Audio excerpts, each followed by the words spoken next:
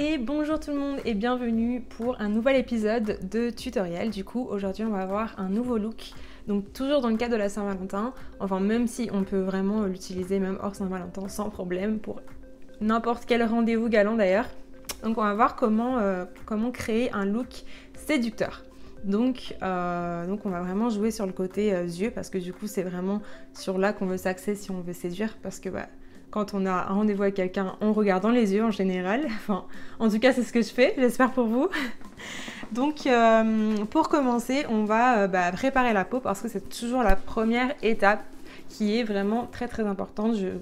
J'insiste sur ça, il ne faut vraiment pas louper cette étape parce que elle est très très importante et c'est grâce à ça d'ailleurs que vous allez avoir un beau résultat après. Donc pour ma préparation de peau, personnellement, j'utilise 3 produits en 3 étapes.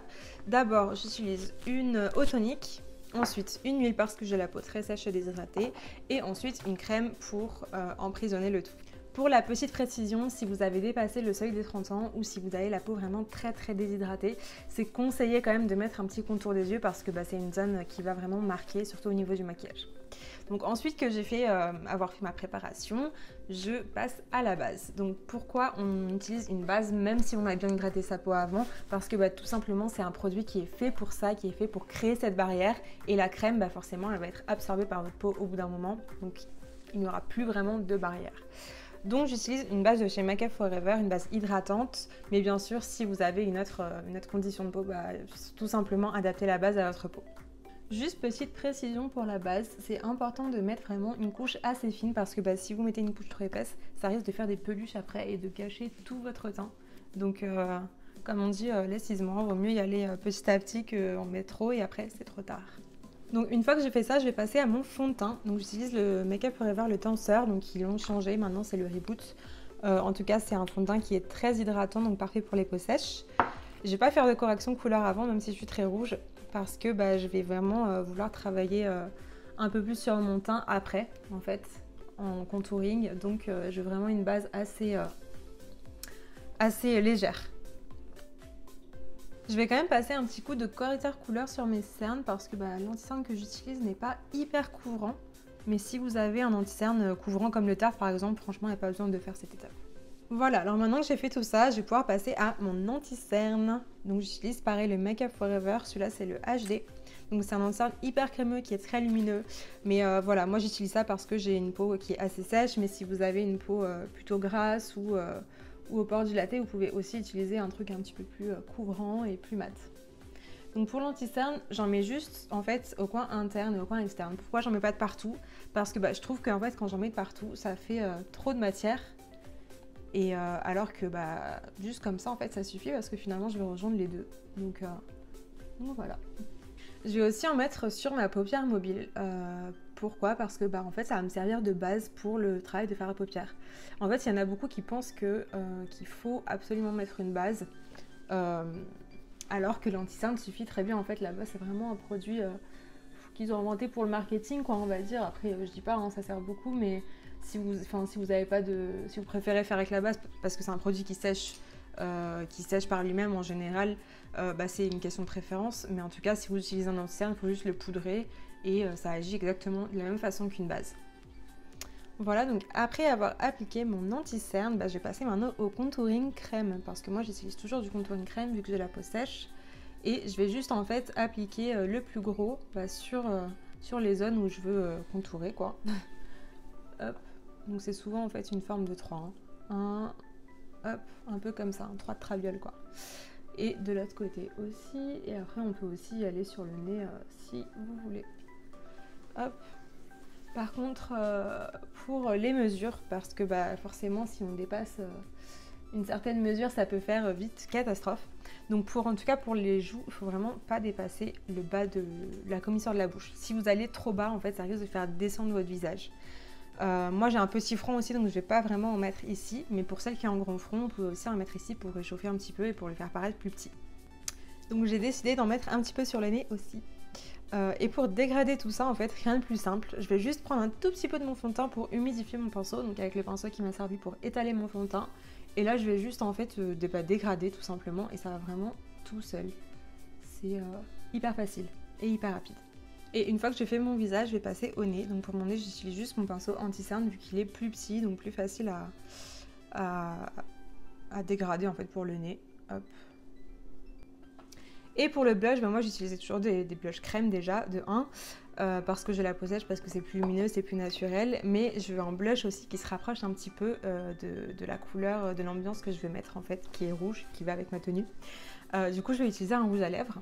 Hop, et je vais juste en mettre en fait un tout petit peu là où je veux. Donc je veux en fait limite que ça rejoigne un petit peu mes yeux. Hop, ça donne un petit effet. Et là, pareil que pour le contouring, je vais juste ajouter un tout petit peu de fond de teint à mon pinceau pour l'humidifier. Hop. Et je vais juste dégrader tout ça. Voilà, pour préfixer un peu le tout, je vais ajouter un petit peu de poudre. Donc c'est la Matte Velvet Skin Y235 de chez Makeup Forever. Et je vais l'appliquer juste sur les zones médianes en fait de mon visage, là où je veux pas que ça bouge, hein, vraiment sous les yeux. Un peu autour du nez, sur le menton et voilà. Pour les sourcils, maintenant si vous me connaissez, vous savez que je suis une adepte du savon. Donc je vais prendre mon petit savon transparent où j'ai ajouté un petit peu de fixateur et je mélange jusqu'à avoir une genre de pâte blanche, un peu comme ça. Et là en fait je vais juste venir fixer mes sourcils dans le sens que je veux. Alors j'ai eu une demande la dernière fois. Une fille qui me disait que en fait elle ça lui va pas, qu'elle n'arrive pas à le faire. En fait il y en a beaucoup qui le font un petit peu trop droit en fait. Il faut pas vraiment le faire hyper droit, il faut faire vraiment dans le sens de la pousse du poil. Donc là vous voyez, je le fais pas comme ça parce que sinon ça serait un peu trop. Je le fais plus voilà comme ça. Et là en fait je vais aller vraiment dans le sens de la pousse de mon poil. Et ensuite, du coup, avec l'autre embout de mon pinceau, donc qui est biseauté. C'est un pinceau de chez Sephora, by the way. C'est le 20. Et j'utilise la pommade Brow Tattoo de Maybelline, qui est vraiment très bien pour le coup, franchement. Qui ne sèche pas trop. Et là, je vais juste remplir un petit peu mon pinceau dedans. Et je vais vraiment travailler sur ma main jusqu'à avoir quelque chose le plus fin possible, en fait. Je vais modeler mon pinceau avec mon produit. Donc maintenant qu'on a fini nos sourcils, on va pouvoir passer aux yeux. Et pour les yeux, j'ai choisi de faire un smokey eyes vraiment très noir, donc vraiment très charbonneux pour pouvoir vraiment avoir cet effet cat eyes et séducteur du coup, pour que personne ne puisse résister à ce beau regard. Donc la première étape, ça va être pour nos yeux de tracer en fait notre crayon noir. Donc on va vraiment aller jusqu'à la paupière mobile, donc jusqu'en haut de la paupière mobile, et une fois qu'on a fait ça, on dégrade avec un pinceau-boule. Donc personnellement, d'habitude j'aime bien faire un œil puis l'autre, donc chaque œil étape par étape en fait. Mais vu que mon pinceau est waterproof, je préfère le dégrader de suite. Parce que sachez que les pinceaux waterproof en général sèchent un peu plus vite, et une fois que c'est sec, c'est difficile à dégrader après. Donc, hop. Donc là je dégrade juste le tour. Je vais vraiment pas aller au centre de mon œil là parce que je veux garder justement cet effet charbonneux et je vais garder cette intensité. Et là, je vais juste aller à l'intérieur et à l'extérieur et je vais pas aller au milieu. Et je vais relier, donc toujours avec mon pinceau boule, hop, le haut et le bas. Sachez que quand vous faites ça, c'est vraiment important de décharger votre pinceau régulièrement, en fait, le plus souvent possible, pour pas avoir trop de noir et pouvoir vraiment dégrader sans faire de taches en fait. Et là, forcément, quand on dégrade du noir, ça fait du gris. Et moi, ce que je veux, c'est un noir marronné, un petit peu pour faire cet effet charbonneux justement. Donc avec un pinceau qui est très souple, je vais aller chercher du marron, donc du marron assez foncé, plutôt mat si c'est possible, parce que le mat c'est toujours plus facile à dégrader. Et je vais juste passer en fait sur mon pli. Je cherchais le mot. Sachez que si vous allez trop haut, pour casser cet effet trop haut, justement, vous pouvez toujours rajouter un petit peu de beige ou un petit peu d'anti-cerne pour cacher cet effet justement. Et là je vais en passer vraiment sur toute ma paupière en fait, parce que le crayon, même si c'est waterproof, c'est quand même assez gras et du coup il faut toujours le fixer. Et là pour en bas, je vais prendre mon pinceau boule et je vais directement aller chercher mon marron et je vais directement aller là où j'ai besoin d'aller, hop, en reliant le tout toujours. Et là, vu que je vais en effet un petit peu allonger, hop, on va dans la bonne direction. Donc la bonne direction, sachez-le, en fait, il faut que ça aille vraiment dans la continuité de l'œil. Voilà. Donc je vais aussi passer un tout petit peu de mon crayon noir en muqueuse, mais je vais pas en mettre partout. Un peu comme, comme on a fait en ras de cils, on va juste en mettre à l'intérieur et à l'extérieur. Et du coup, pour accentuer ce point lumière et pour faire un petit rappel du blush et de ma tenue, je vais rajouter un tout petit peu de cet highlighter magique qui s'appelle Dazzle Wed de chez MAC.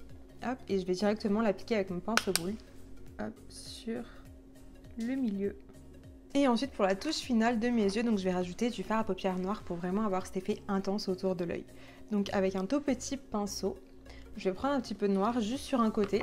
Et là pour éviter toutes les chutes, je vais vraiment faire comme ça pour enlever toutes les parties poudreuses en fait. Et ensuite sur le côté où il n'y a pas de fard, hop, j'essuie pour enlever l'excédent. Et après j'intègre bien le pigment à mon pinceau pour pas qu'il y ait de chute. Et là je vais juste aller là où j'ai besoin en faisant juste...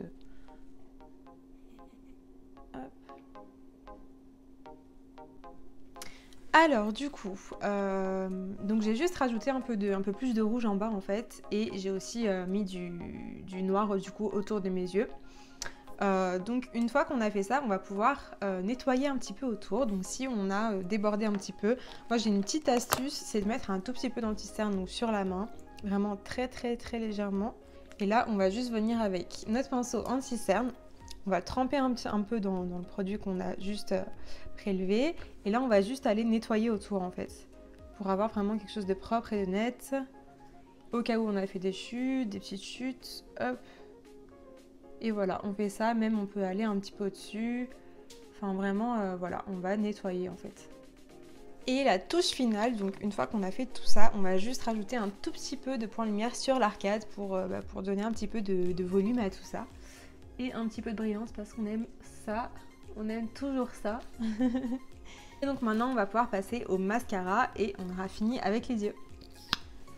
Donc je sais pas comment vous faites vous pour le mascara, mais en tout cas moi j'aime bien faire des petites zigzags parce que je trouve que ça donne un peu du volume. Et j'aime bien aussi utiliser deux mascaras parce que y en a un qui est en général mieux pour le volume et un mieux pour définir. Parce que ceux qui font du volume, c'est dur de trouver un qui fait vraiment... une belle définition et un beau volume. Et voilà, du coup, une fois qu'on a fini les yeux, qu'on a mis notre mascara, enfin nos mascaras pour mon cas, on va reprendre le rouge à lèvres qu'on a pris au début pour le blush. Et puis là, je vais prendre mon pinceau qui m'a servi pour mon fond de teint. Et là, je vais vraiment passer très légèrement près des yeux pour avoir cette liaison en fait que je voulais avoir au début. Et je vais un petit peu passer au-dessus aussi. Hop. Et du coup, puisque mes yeux et mon teint est quand même très chargé, je vais essayer d'effacer un petit peu ma bouche avec un peu de fond de teint. Du coup, j'ai mis un peu de fond de teint sur mon pinceau. Et là, forcément, c'est un peu blanc. Mais je vais vraiment essayer d'effacer ma bouche au maximum. Et là, en fait, ce qu'on va faire, c'est qu'on va juste la sculpter un petit peu avec notre bronzer, notre contouring, un peu de blush, et comme ça, ça rapportera un petit peu de bonne mine, mais en même temps, ça ne sera pas trop marqué. Donc là, je vais prendre un peu de mon bronzer crème, de mon contouring crème, pardon, et je vais en mettre juste un petit peu là où j'ai envie en fait de faire ressortir ma bouche. Donc le fait en fait de mettre du foncé au-dessus de sa bouche, ça fait paraître la bouche un peu plus grande, grosse. Et là, avec un pinceau flouteur, hop, et un petit peu de baume à lèvres, pour l'humidifier un petit peu. Je vais juste en fait dégrader les deux ensemble. Et là, pour donner un petit peu plus bonne mine, on va reprendre notre rouge à lèvres. Hop, on va juste prélever un tout petit peu sur notre pinceau, on décharge et je vais juste venir sur ma bouche. Et là, ce qui est bien, c'est que si on en a mis trop, si on pense que c'est trop, on peut toujours estomper, pareil que les yeux, avec notre pinceau anti-cerne. Et là, avec mon bronzer donc de chez Make Up For Ever, je vais juste venir amplifier un petit peu tout ça. Donc vraiment amplifier le contouring que j'ai fait avant en fait. Donc toujours au même endroit, hein, sur les pommettes, enfin le creux des joues, sur les yeux, hop, enfin les tempes, et sur la mâchoire. On peut aussi en mettre un petit peu sur le nez si vous voulez. Hop, ça ne fait pas de mal. Et voilà, un peu sur le menton, un peu sur le front si vous avez un grand front. Bon bah c'est vraiment juste pour donner un peu de chaleur. Et pour la Final Touch, le meilleur pour la fin, l'highlighter. Donc j'ai choisi un pigment de chez MAC qui est violet, blanc-violet en fait, qui s'appelle Kitsch Mass.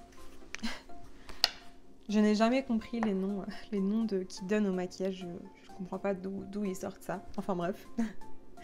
Du coup, hop, je vous montre un petit peu le pigment. Donc il est vraiment hyper pigmenté pour le coup. Et là, je vais juste en fait en prendre un peu avec mon doigt. Et pareil, laisse tomber un petit peu sur ma main pour pas avoir trop de matière directe. Et là, bah, je vais le mettre sur mes pommettes, enfin là où je veux en fait. Sur mes pommettes, un peu sur mon arcade. Un peu ici.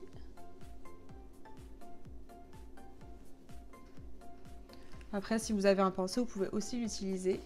Mais du coup, il faudra un pinceau assez touffu pour le coup. Et pas trop gros pour vraiment pouvoir contrôler l'endroit où vous voulez le mettre en fait. Et voilà, quand je fais ça, j'en mets toujours trop. Mais c'est pas grave. Il n'y a jamais trop d'highlighter, pas vrai? Bon, je pense que là, niveau brillance, on est bon. Un peu sur le nez. Sur le nez, je préfère toujours y aller au doigt parce que je trouve qu'on obtient beaucoup plus d'intensité en fait. Et on peut vraiment localiser plus précisément. Et voilà. Donc voilà, j'ai terminé mon look. J'espère que ça vous a plu. J'espère que vous avez appris des choses. Et en tout cas, si vous avez des questions ou des suggestions, surtout, n'hésitez pas à me demander en commentaire. Si ça vous a plu aussi, n'hésitez pas à souscrire à mon compte YouTube pour avoir de nouvelles vidéos tous les lundis. Alors voilà, je vous fais des gros bisous et je vous dis à lundi prochain.